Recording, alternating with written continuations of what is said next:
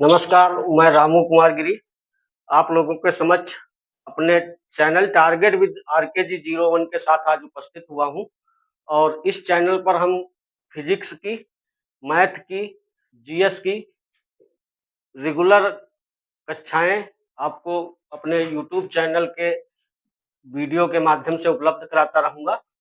तो आज हम जो कक्षा 12 की फिजिक्स है उसकी पहली यूनिट और पहला चैप्टर लेकर के उपस्थित हुआ हूं। तो कक्षा 12 की जो फर्स्ट बुक है, फर्स्ट बुक की जो फर्स्ट यूनिट है स्थिर वैद्युतिकी इलेक्ट्रोस्टैटिक्स, आपके समक्ष यहाँ पर लिखा है स्थिर वैद्युतिकी इलेक्ट्रोस्टैटिक्स। तो इसी के बारे में है आप लोगों को हम बताएंगे और पढ़ाएंगे। तो स्थिर वैद्युतिकी का जो फर्स्ट लेसन है वो है वैद्युत आवेश एवं वैद्युत क्षेत्र, electric charge and electric field. तो electric charge and electric field पढ़ेंगे। तो थोड़ा हम इसके बारे में बता देते हैं आपको, ये स्थिर वैद्युतिकी होता क्या है। देखिए, सर्वप्रथम वैज्ञानिक थेल्स ने देखा कि जब अंबर नामक पदार्थ को बिल्ली की खाल से या ऊन से क्या किया जाता है, रगड़ा जाता है।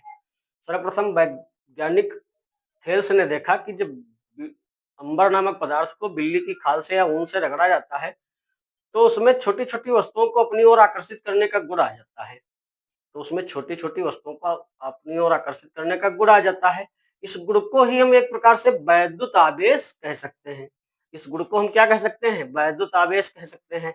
और जिस वस्तु पर यह आवेश या यह गुण आ जाए और वह विराम की पोजीशन में हो तो इस गुण के साथ उसके प्रभाव को हम स्थिर वैद्युतिकी कहते हैं।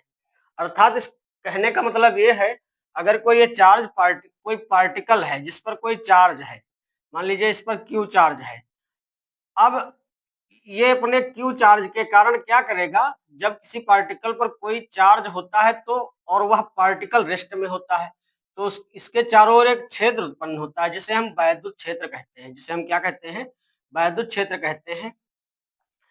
तो कण जब तक कोई कण विराम की अवस्था में रहता है तब तक उसके चारों ओर केवल और केवल वैद्युत क्षेत्र उत्पन्न होता है, जिसे हम स्थिर वैद्युतिकी के अंतर्गत जिसकी हम गणना करते हैं। तो स्थिर वैद्युतिकी भौतिक विज्ञान की वह शाखा है, मतलब स्थिर वैद्युतिकी भौतिक विज्ञान की वह शाखा है जिसमें हम तो स्थिर वैद्युतिकी क्या है, स्थिर वैद्युतिकी भौतिक विज्ञान की वह शाखा है जिनमें हम ऐसी वस्तुओं का अध्ययन करते हैं जिन पर आवेश स्थिर होता है, जिन पर आवेश क्या होता है, स्थिर होता है। तो आइए देखिए, इस इसके अंतर्गत पहली क्या हेडिंग है, पहली हेडिंग है वैद्युतिकी।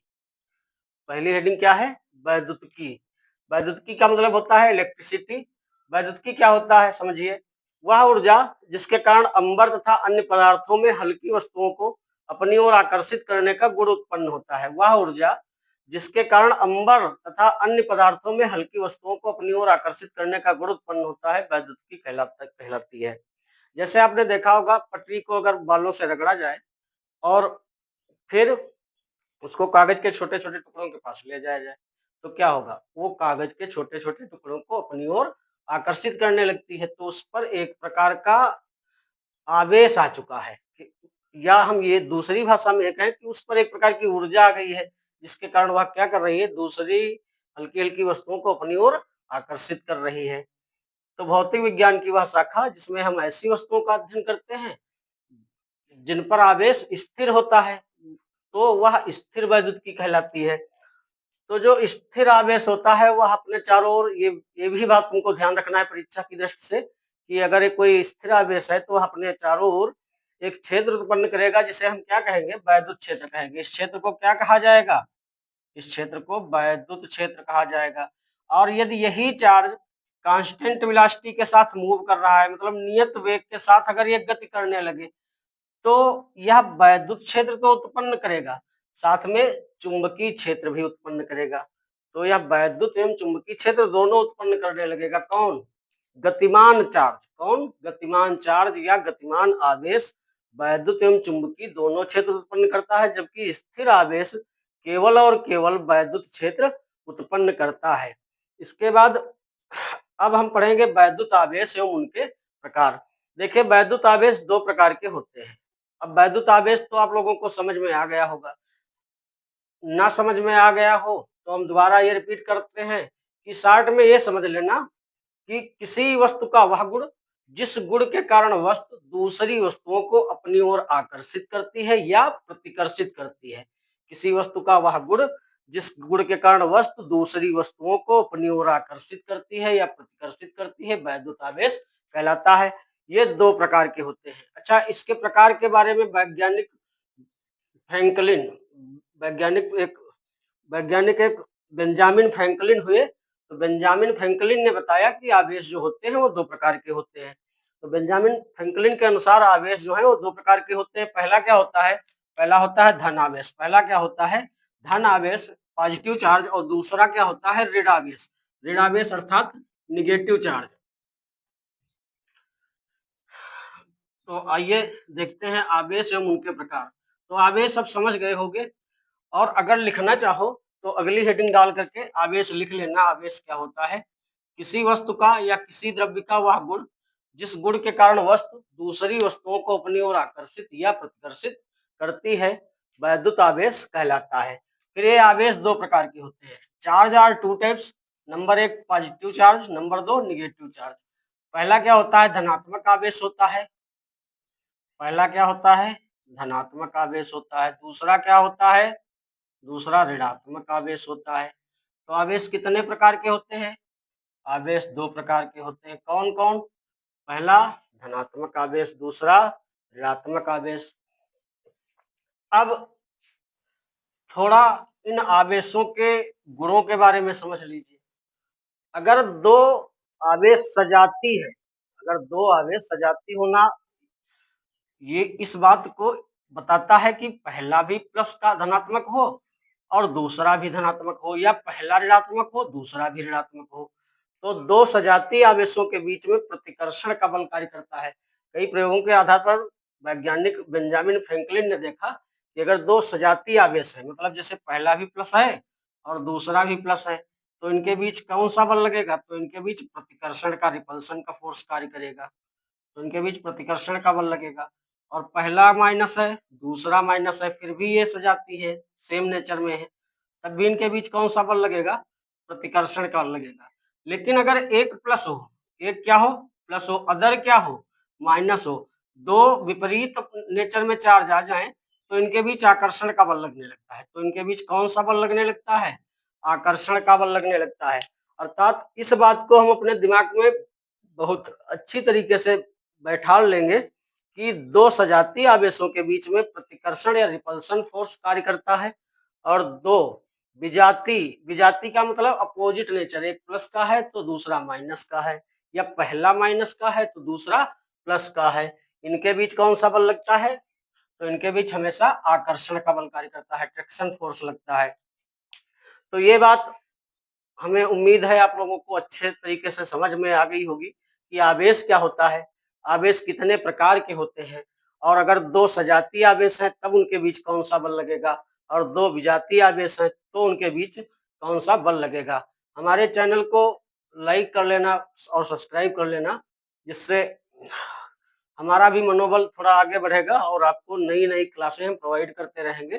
तो इसके बाद अगली हेडिंग डालेंगे आवेश उत्पत्ति का इलेक्ट्रॉनिक सिद्धांत। आइए देखते हैं, मजा आएगा हमारी क्लासों में। बस ये है, आज पहली क्लास है तो थोड़ा घबराहट जैसी फील हो रही थी, और इसके बाद जब कंटिन्यू आप सब लोगों के समक्ष हम उपस्थित होंगे तो बेहतरीन से बेहतरीन कंटेंट देने का प्रयास करेंगे। अगली हेडिंग है आवेश उत्पत्ति का इलेक्ट्रॉनिक सिद्धांत।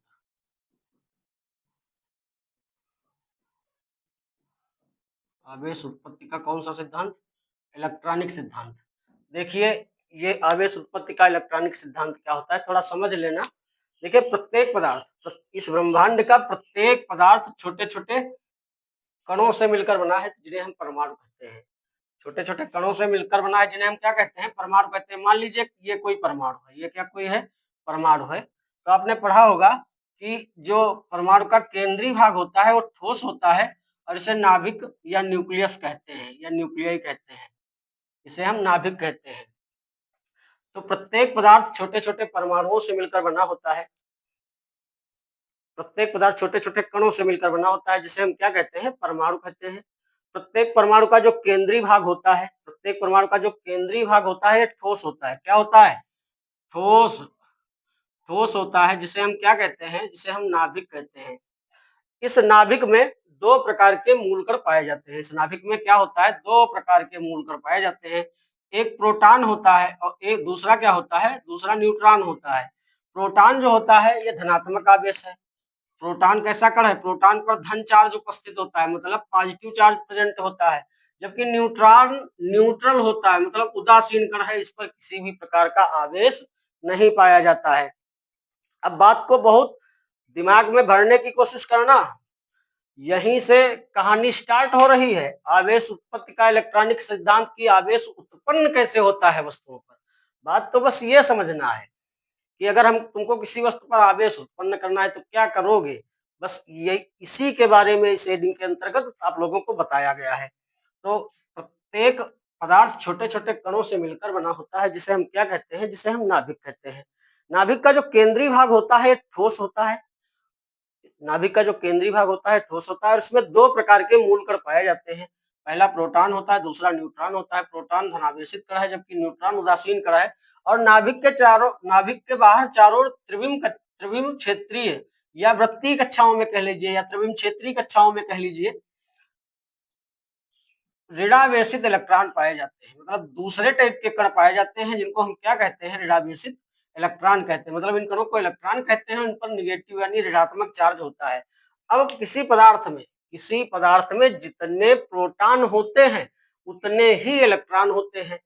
किसी पदार्थ में जितने, जैसे कोई पदार्थ ले लिया आपने, मान लीजिए कोई सोडियम, कैल्शियम, मैग्नीशियम ले लिया, तो अगर किसी पदार्थ के परमाणु में 5 प्रोटॉन होंगे, तो निश्चित है 5 ही इलेक्ट्रॉन होंगे। 5 ही क्या होंगे?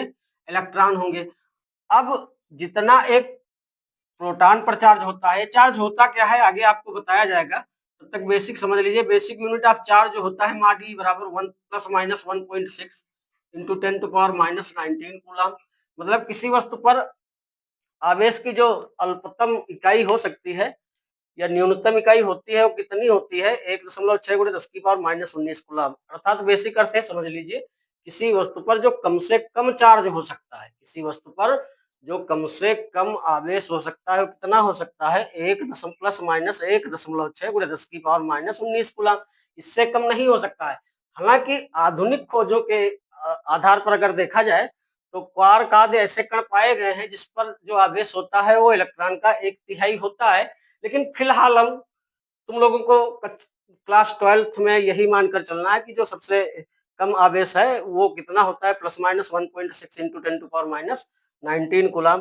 तो कितना ही चार्ज प्रोटॉन पर होता है। प्रोटॉन पर कितना होता है? प्लस 1.6 गुणे 10 की पावर माइनस 19 कूलम। और इलेक्ट्रॉन पर होता है माइनस 1.6 गुणे 10 की पावर माइनस 19 कूलम। इस प्रकार से किसी परमाणु में अगर 5 प्रोटॉन है, तो 5 प्रोटॉनों का जितना पॉजिटिव चार्ज होगा, उतना ही 5 इलेक्ट्रॉनों का क्या होगा?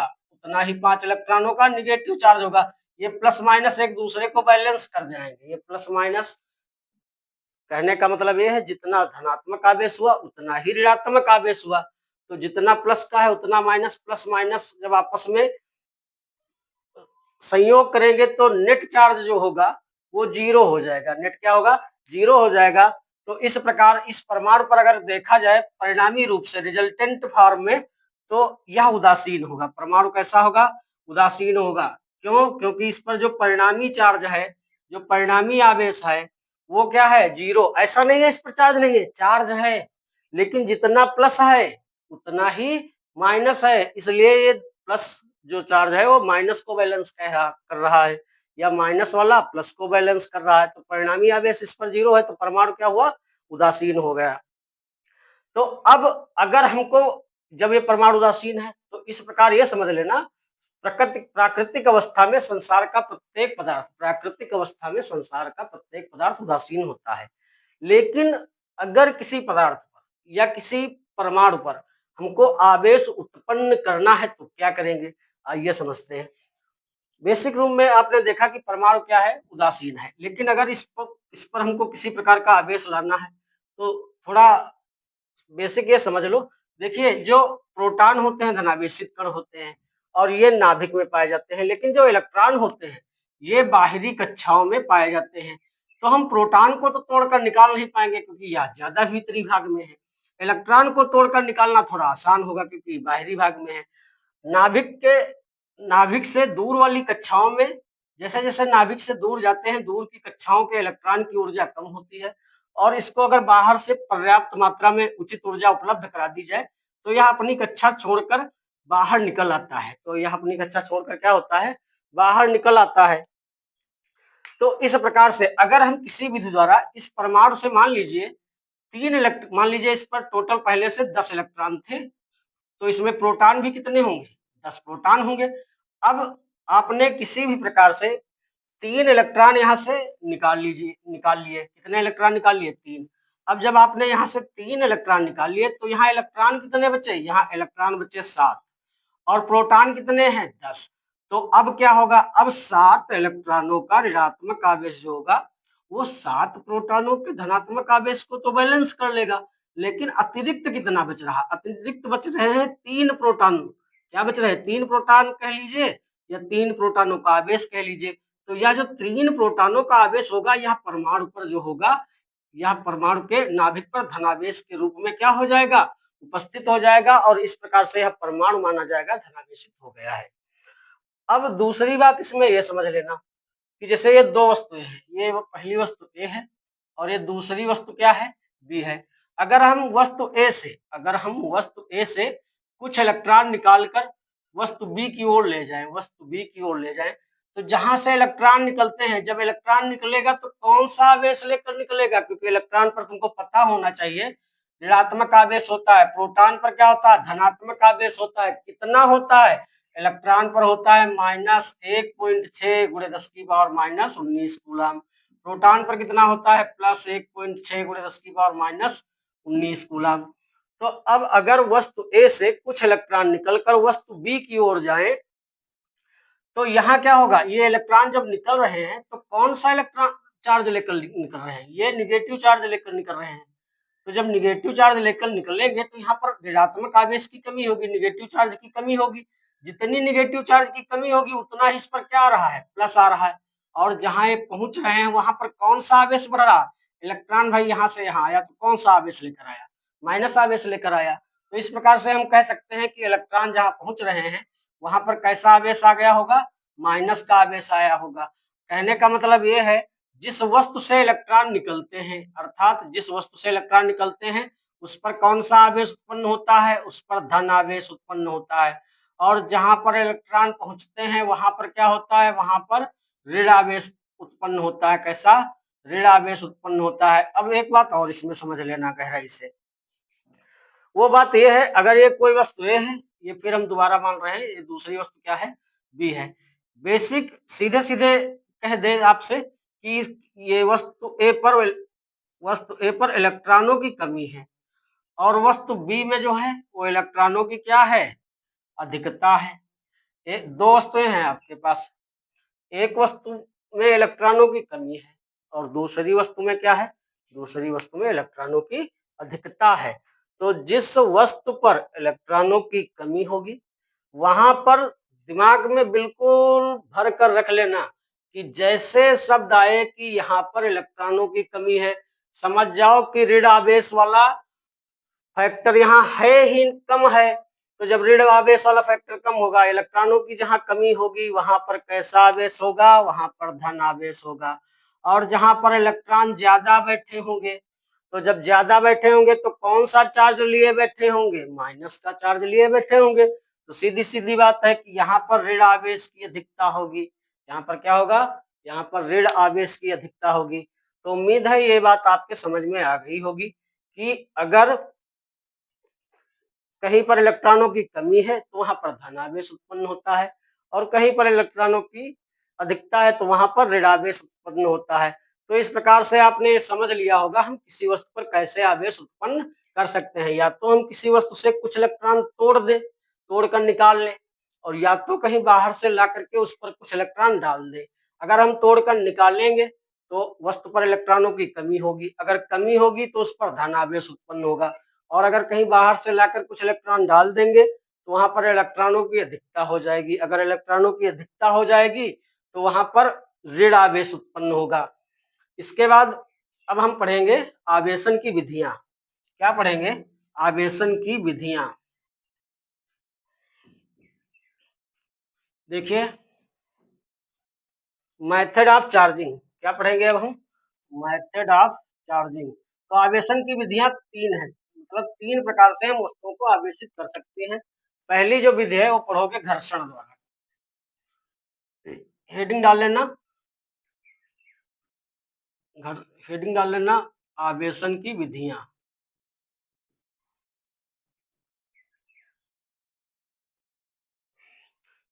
तो इसमें लिखोगे आवेशन की विधियां, हेडिंग डाल लोगे। उस पहले हेडिंग डाल लेना आप लोग आवेशन की विधियां। उसमें लिखोगे किसी वस्तु को आवेश करने की निम्न तीन विधियां होती हैं, जिसमें पहली क्या होती है? घर्षण विधि, यानी घर्षण विधि द्वारा हम किसी वस्तु को आवेशित कर सकते हैं। इसमें क्या होता है? इसमें समझ लीजिए, जब दो वस्तुओं को आपस में परस्पर रगड़ा जाता है, जब दो वस्तुओं को आपस में परस्पर रगड़ा जाता है तो एक वस्तु से कुछ इलेक्ट्रॉन टूटकर दूसरी वस्तु पर चले जाते हैं। तो एक वस्तु से कुछ इलेक्ट्रॉन टूटकर कहाँ चले जाते हैं? दूसरी वस्तु पर चले जाते हैं। इस प्रकार जिस वस्तु से इलेक्ट्रॉन टूटते हैं वहां पर धन आवेश उत्पन्न होता है, और जहां इलेक्ट्रॉन पहुंचते हैं वहां पर ऋण आवेश उत्पन्न होता है। और आवेशन की इस विधि को घर्षण विधि कहते हैं। आवेशन की इस विधि को क्या कहते हैं? घर्षण विधि कहते हैं। अगली हेडिंग इसके बाद है चालन द्वारा। दूसरी हेडिंग है चालन द्वारा। चालन द्वारा देखिए कैसे आवेश उत्पन्न किया जाता है। जब एक आवेशित वस्तु के, जब एक आवेश, मान लीजिए एक वस्तु ए है, ये कोई वस्तु ए है, इस पर पहले से प्लस चार्ज है, और एक वस्तु ये बी है, ये वस्तु क्या है? ये वस्तु बी है। अगर, और ये जो है ये पहले से चार्ज नहीं है, मतलब उदासीन है। कैसी है? इस पर ना प्लस है ना, क्योंकि हमने आपको पहले बताया प्रकृति की हर वस्तु क्या होती है? उदासीन होती है। अगर इस पर आवेश उत्पन्न करना है तो तुमको क्या करना पड़ेगा? इसमें से दो चार इलेक्ट्रॉन तोड़कर या तो बाहर ले जाने पड़ेंगे, या तो बाहर से इस पर दो तीन इलेक्ट्रॉन या कुछ इलेक्ट्रॉन इस पर बाहर से लाकर डालने पड़ेंगे। इसी स्थिति में आवेश उत्पन्न होगा।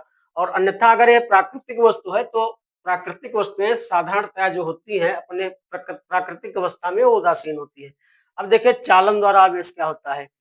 हेडिंग डालना चालन द्वारा, बाई कंडक्शन मेथड। तो इसमें एक वस्तु ए है, दूसरी वस्तु क्या है? बी है। अब अगर एक वस्तु जो ए है इस पर पहले से धन आवेश है, वस्तु जो बी है इस पर पहले से कोई आवेश नहीं है। अगर इनको हम एक चालक तार द्वारा जोड़ दें, किस तार द्वारा? चालक तार द्वारा। किसी रस्सी से न जोड़ देना, वरना आवेश का प्रवाह भी नहीं हो पाएगा। किसी चालक तार का मतलब समझते हो? किसी धातु का बना होना चाहिए। अगर हम एक आवेशित वस्तु को एक आवेश रहित वस्तु से किसी चालक द्वारा जोड़ दें, यदि हम किसी आवेशित वस्तु को किसी आवेश रहित वस्तु से एक चालक तार के द्वारा क्या कर दें?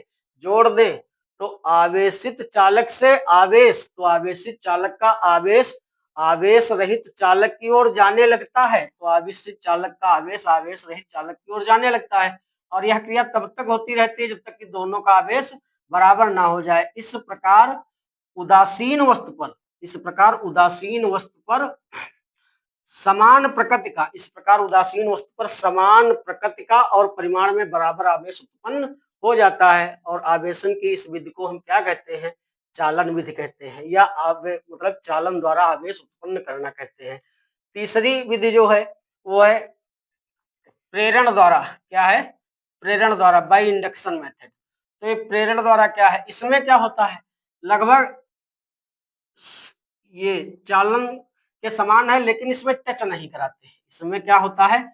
जब जब प्रेरण की घटना तुम्हारे सामने पड़े कि बाई इंडक्शन मेथड कोई काम हो रहा है, तो समझ जाना दो वस्तुओं को आपस में हम टच नहीं कराएंगे, दो वस्तुओं को हम आपस में टच नहीं कराएंगे। तो प्रेरण के द्वारा देखिए, जब किसी आवेशित वस्तु के निकट कोई आवेश रहित वस्तु रखी जाती है, जब किसी आवेशित वस्तु के निकट कोई आवेश रहित वस्तु रखी जाती है तो आवेशित चालक का आवेश, तो जैसे इस पर धन आवेश है तो आवेशित चालक का धन आवेश, या हम दूसरी भाषा में ये भी कह सकते हैं, जब किसी धनावेशित वस्तु के पास कोई आवेश रहित वस्तु रखी जाती है तो आवेशित चालक का धनावेश आवेश रहित चालक के मुक्त इलेक्ट्रॉनों, ऐसा तो नहीं है इसमें इलेक्ट्रॉन नहीं है, इलेक्ट्रॉन तो होंगे भाई, क्यों नहीं होंगे, इलेक्ट्रॉन तो होंगे, लेकिन जितने इलेक्ट्रॉन होंगे इसमें उतने ही क्या होंगे, प्रोटॉन होंगे, तो इसका नेट क्या होगा, नेट जीरो होगा। लेकिन ऐसा थोड़ा है कि इस पर चार्ज नहीं है, चार्ज तो है, तो इसका नेट जीरो है।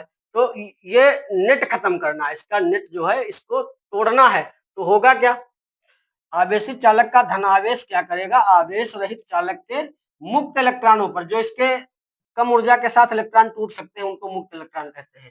तो आवेशित चालक का धनावेश आवेश रहित चालक के मुक्त इलेक्ट्रॉनों पर आकर्षण बल लगाएगा।